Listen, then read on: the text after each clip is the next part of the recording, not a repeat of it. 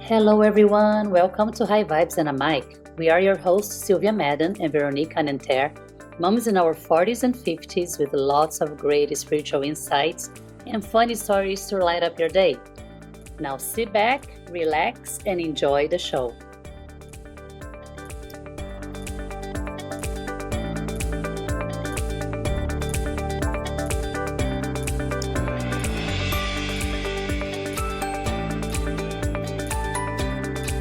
Hi everyone, today we are talking to our guest Dani Margeaux. She is an intuitive coach, Akashic Records reader, a Reiki master, a goddess of love, and ultimately a lover of life.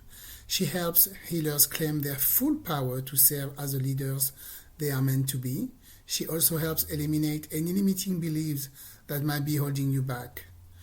I also have a little disclaimer. Today we had some technical issue at the end of the recording, so unfortunately we were not able to get the last words from Dani, but she was able to share her message in length. So here's Dani. All right, Dani. So you mentioned that you were born of immigrant parents. Yeah. And how did that shape your idea of happiness and success, like your vision towards life because of the way you're raised? Yeah, so happiness wasn't even a question that was asked to me until I asked myself probably like 3 years ago or 4 years ago when I, began my spiritual journey. My father is from the Philippines, and so I don't know if you've been to Manila, but people are No. definitely surviving and they're not thriving. And so just the mindset was more survival based. And so when he came here, it was always like, this is what you need to do in order to succeed. And there's a list of things, right? Like you go to a good high school, you go to a good college, you get a good job. And money was also a really big part of what success was defined as in my household. And so it was a lot of like expectations of what needed to be done instead of what brought me joy, what brought me fulfillment. And so that's kind of like the background that I was like raised in. Yeah. Typical immigrants' parents, actually, a lot of friends, we immigrant too, so I completely understand what you're saying. Definitely. Yeah. In my case, in my family was more like, you know what? Don't even dream about having that or doing that. It's too far. There's no way you're gonna reach that. It was like that level. Then I'm like, well, how come I can't dream? Like, well, how come I can't try to get something nicer? It's like, oh no, there's no way. It's like the world are like the ones with money, and you were way low here. There's no way you're gonna make it. So there was that because of that mentality of just limited, right, of lack that a lot of immigrants do have. Definitely. If it's one thing I learned, it's like how to persevere. And despite not, maybe enjoying these things, it's like I was able to learn how to push myself and like the capacity that I have to do anything now. Yeah. I think it's also a question of generation, like we talked with Nancy, the same thing, their generation is way different than ours. And I'm sure our kids are going to be different, of course. So, they do the best with what they have. Yes. So you are a Reiki master.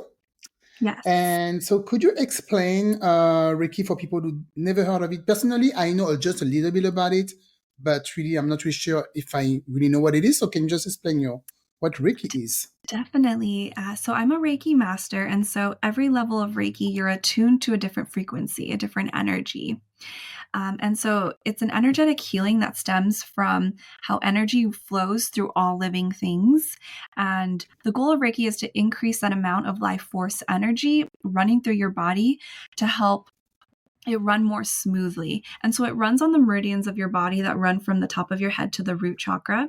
And there's energy systems in our energetic body. And so they're called like the 7 chakras. You might have heard of them. And they're like the energy storehouses.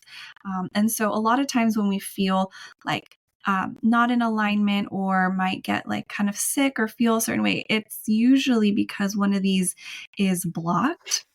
It's a natural healing system that occurs when like the Reiki vibration awakens the receiver's body to return to a natural, healthy state of being. And so it's really like a really high vibration and it's universal life force energy. And it's just a really beautiful healing system. Wow. How long have you been doing this, the Reiki? About 2.5 years now. Oh, okay. So you know your craft. Yes. And you like doing this? You don't take the bad energy from people, right? You don't take that on you. How That's does a this work? whole nother thing you need to learn that I had to learn Okay. because a lot of times in the beginning, I didn't know how to protect myself. I was taking, the patient was like, "Oh, I feel great." But now I was like, "Oh no, why do I feel like I have this left, hip issue that you just had?" Oops. Okay. So you heal the All right. physical, is the physical body and also the spiritual. It's like the physical and the spiritual that are being healed with through Reiki. Yes, and I will clarify, it's the physical usually manifests over time, so Mm-hmm, so this mm-hmm. is, like, more energetic on the emotional, energetic body, but over time, if you don't heal things within you, like emotions, etcetera, they can get stuck and manifest as something physically. Yeah. Yeah, I Oh, I noticed that. see. What are the words, by the way, that they use for the Reiki readings? I remember because I had a Reiki reading before. I mean, healing. So, what are those words, expression? So, like, are you talking about, like, Chokurei? Yes, yes, yeah. That's so. Yeah, and, Yeah, like, that you have to Hanshin. repeat it. Yeah. Mm-hmm. Yes, so a little background, Mr. Dr. Usuri, he went to this mountain to find enlightenment, and he went for, like, a 21-day meditation. At the end of the 20 days, he was like, "I'm either gonna die or I'm gonna be enlightened," and so at the 21st day, like, a lightning bolt came and hit him, and he all of a sudden saw all these symbols, and so these symbols allow energy to channel from God, divine source, whoever, you believe in, who's facilitating this energy. And then me, I'm just a channel. I'm not the one who's healing you. I don't have that power, but I am Mm-hmm. attuned to that energy of source in order to help facilitate, move that universal life force energy within you. So each symbol has a different frequency and a different purpose. And so there's like hearth for the heart. Hansha Seishonen is like distance. There's Seiheki is the emotional body, Chokurei is the power symbol. So there's just like a lot of different Mm-hmm. symbols within the modality. Yeah, it's very interesting. Yeah, This you is so should check it out, interesting. Veronique. Yeah, Yes, have I have will. a healing. Yeah, definitely. I went on a little woman retreat last year with my friend. Was only woman, and there was a Reiki. She was doing Reiki, this lady, but she was all booked up. I couldn't get an appointment. Oh She no. was all booked for the day. I couldn't. Only Stephanie got it, and she came back. She's like, Well, "Oh, I feel You'll great." have to to go receive, next time. you gotta check out, try with Danny as well. She I offers will. Yeah. Reiki. Yeah. 'Cause everything sounds good. Yeah, Definitely. yeah, it's very exciting. So when did you decide to embrace spirituality and just like, okay, I'm gonna work with that from now on? Yeah, it wasn't like one catalytic event. It felt more Mm, like over a 10-year time period. But I mm, was actually selling hearing aids for almost a decade after college. Mm. And I just felt like really energetically depleted at the end of the day. And that was the first kind of little intuitive hit that was like, this isn't what you're supposed to be doing. And so that was like the first thought that came to my mind. And so then I began exploring other things and a move to the beach during the pandemic with a boyfriend who broke up with me, was definitely one part of that. Yeah. Having to really look within myself and bring curiosity to the things that really brought me joy and fulfillment. And so it was kind of like a lot of several baby steps, meeting I my see. neighbor who had a medium in her pocket who she would go see all the time. And I was like, what's a medium? I didn't even know at the time. Mm-hmm. And so it just felt like all these events, like not being fulfilled in my job, being brought to the beach, the pandemic happening, my boyfriend breaking up with me, having a neighbor who has a medium and recommended her, going to the medium, and then her saying, "Hey, you should go do Reiki. I think you would be a great Reiki master." I was like, "What? What is that?" I felt like in your soul, a deep knowing this is correct. So I Googled Reiki master, Reiki teachings, and then from there, just every step of the way, trusting Oh, myself. Wow. so from It was that meant to be. modality, you just learned other ones, right? Like the other, like you just like kept on learning other things and spiritual Yeah, modalities. synchronistically, things just kept happening that felt really good to me and in my body. So the next thing was the Akashic Records readings, which now I've been doing for a year and a half. I've read 80 beautiful souls, and it came up in a podcast I was listening to, actually, which is beautiful work you guys are doing, spreading awareness. Maybe we're going to reach someone who ignites their purpose. Hopefully. But it was a podcast that I heard, and this girl used Akashic Records. I was like, oh, I've never heard that before, but I kind of just let it go. And then a client of mine used that word again within the same week. And it's like, I've been alive for like 33 years and I've never heard this word. All of a sudden in 1 week, there's got to be something. So I found a lady who gave me a reading, and she mentioned, your guides want you to enter the records. And I was like, like that week I looked up a teacher and I was certified within like 4 months. So it's, it's a beautiful process. Yeah. So we were going to ask you about this, actually. Can you explain? Can you go a bit deeper? What is this? What is Akashic reading? Yes. So the Akashic... I never heard of it before either, so I don't know what that is. So I'll give you a background. So psychic and medium. So psychics read energy. They could read energy of people, time, places, anything, right? And mediums connect with energies that aren't in this dimension, beings that aren't in this dimension. And so I do consider myself psychic medium, but the way I access the information is through the Akashic Records. And so the records are the records of all souls that have ever existed, past, present, future. And so when I connect and do a reading, I'll enter your records, and you can conceptualize it however you want. New Age, it looks like a library with all like your information, your past life, your memories, your future timelines, etc. And my goal for the records is just to provide your soul guidance. Our souls decided to be here in this lifetime, and our human self sometimes doesn't know why. We're kind of lost. We're trying to figure it out. And so it helps align the human self of us in our nervous system with our soul so that it can be more in alignment. So we've served the purpose that we came to reincarnate on this earth for. And so it's a lot of guidance from your spirit guides, your higher self, spirit animals, ascended masters, past loved ones, everyone you can think of. A lot of information. Yeah. Wow. So anybody can do that? Anybody can learn this technique, or is it only certain people who are really sensitive? Because Sylvia is also a psychic, just so you know. And so she does stuff like that. So, but me, I think I'm scared. But anybody can learn stuff like that? I believe every single person on this earth has the ability to open their channel.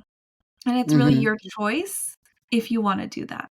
Do you also work with karmas, and like if someone like breaking karma patterns, doing those readings, the Akashic Records readings? Yes. So within the records, if there is something that's holding someone back and they can't really figure out why, it could be like a blocked chakra or karma or ancestral karma. I do go back into past lives to cut that energy, heal that energy, and then bring forward activated energy and what they need to do to continue to clear it.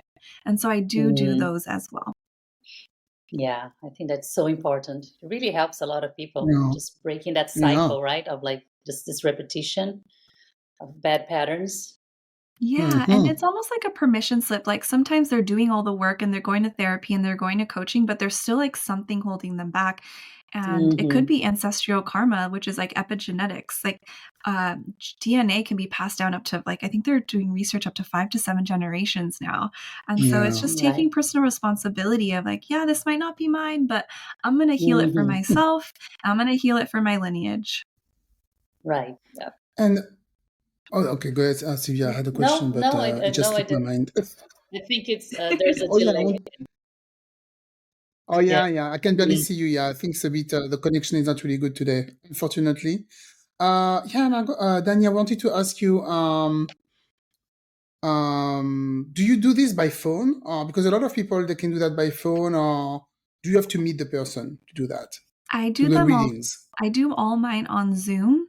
Energy can go through time and space. Like time and space don't exist in the records. And so I could read your energy anywhere on earth, which is a really beautiful thing for me, especially like wanting to be remote. But I have done a couple in person as well. It doesn't really affect it either way. Even for the Reiki, don't you have to be close to the person to do the Reiki? Because that's something else. Reiki, you can do distance and in person. I Oh. do in person out here in the South Bay and Los Angeles area, as Mm-hmm. well as online. For me, the effectiveness is the same, but the experience is slightly different, especially like maybe you're at home and you have your kids in the next room and you're Yeah. like worrying about, oh, I have to cook dinner in 30 minutes. Like the experience sometimes isn't as embodied as when you're like, you go to the office that I'm at, the door's closed, you know you're going to be there for an hour and a half. My music's on, it's the container, high vibrational container I've created, even though I do create it like in distance as well. So energy healing can go through any time and space. An hour and a half? About an Wow. hour, and then they got to drive home and they integrate. Oh, okay. Oh yeah. That's a lot of things you have to take from people. Um, my next question is, I read that you, on your website, you talk about an intuition you had when you were young, that you had a great intuition. Can you tell us about that? Yes. So now that I am more experienced with my channel, there's 4 clairs: clairvoyance, clairaudience, claircognizance, and clairsentience. And I'm sure, Sylvia, you know these as well, but they as a kid, I would just hear things or feel things, Mm. and it could be little things, like on my way out to school, or I would forget, like, my water bottle or something, and something as simple, and I would look back, like, intuitively, I would be like, "Water bottle," and I would look at it, but if I didn't really, like, understand what was coming through, I could still forget it. But it was, like, all these little nudges, and then finally now I know they're not from me, but, like, I was just like, "Oh, wow, I was so thoughtful, I remembered that." Um, and so Mm. those like little nudges and trusting myself more that those little nudges would ultimately end up with like a successful day, like, or else I wouldn't have water all day as a kid. Yeah. So just like these little nudges I would have ever since I was a kid. And it's really been a beautiful process, like leaning into that and expanding it. So you think that helped you, Trusting. yeah, with what you're doing right now? Definitely, like the trust in myself now has grown exponentially through this spiritual awakening. Mm. Yeah, Okay. it's just like really listening to your intuition, because it sounds so like everybody says that, but it is true. It's all the answer is right there within you. You just have to listen to that Yes, little voice, and then you're gonna know what to do, I think. Yeah. exactly. Yeah, believe that voice. Yeah. I heard that voice before, Yes, right? and it was Vernice right. did, and You were talking about your boyfriend. I heard that voice once saying, "Go see what your boyfriend is doing," and I went and I saw, and that wasn't good. Oh, no. Oh yeah, baby. So yeah, yeah, believe in that voice for sure. Mhm. So, Danny, do you receive readings from, like, since you do offer all these readings, right, and healings, do you also look for readings and healings to kind of like heal yourself and clear? I Mhm. know you probably like clear space on your own because you probably know how to do that, but do you also look for someone, a healer, to do that for I you? I absolutely do. 100%. I don't think this journey ever ends. I Yeah, think it's I like a agree. forever journey. And for me, I do take coaching clients as well, and I realize I hold the weight of the world of on my back here. And so Mm. usually like a couple months I'll start feeling it here, and I mean I'll cleanse, I'll do all the things, but sometimes it's nice to just have someone do it for you. So I have Yeah. like a Reiki master who heals me every other month, and Hmm. like within a Mm. session it'll all the pain will be gone. I know now that I've healed all my root issues, that I know that every pain is emotional or energetic, and so that's really beautiful. As well as readings. In the beginning of this year, I was getting one every month, and because Hmm. different people have different specialties, like some people have like the divine feminine, womb healing. Some people are purpose. Some people are relationship based. So it's really nice. Like I can tune in now at this point, I could tune into pretty much everything, but definitely in the beginning, I was going like every month. For the first 6 months, yeah, to really just get clarity, validation in order to kind of quantum leap in that direction. Yeah, it's like going to a massage, right? Like, or doing something nice for yourself once a month. You feel the Exactly. difference. Any reading, you just like you sleep better, you just feel much better. after that. And I do that monthly as well. Like I can't be Oh without yeah. one. I was going to Yeah. ask you, do you do that also with Jen, I guess? Me, I She do. helps you with that? Yeah, Yeah. yeah, I have to. Okay. Yeah, because I do my own, Mm. like my own meditation, my clearings. But I know that when someone else is doing that for me, they're coming from a neutral space, and it's way different. They can see way more things than I can when I'm try to heal myself. So I Mm. agree. yeah, totally recommend that.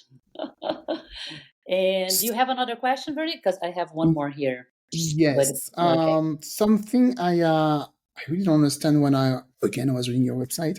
So you're talking about soul reading. So what does that this apply? Soul reading. What is it? Is it just a regular reading? This is So what we just talked about, or something else? So that's what I label my reading within the Akashic Records. I call it a soul reading because you're Mm. connecting to, it's like your soul is giving you guidance.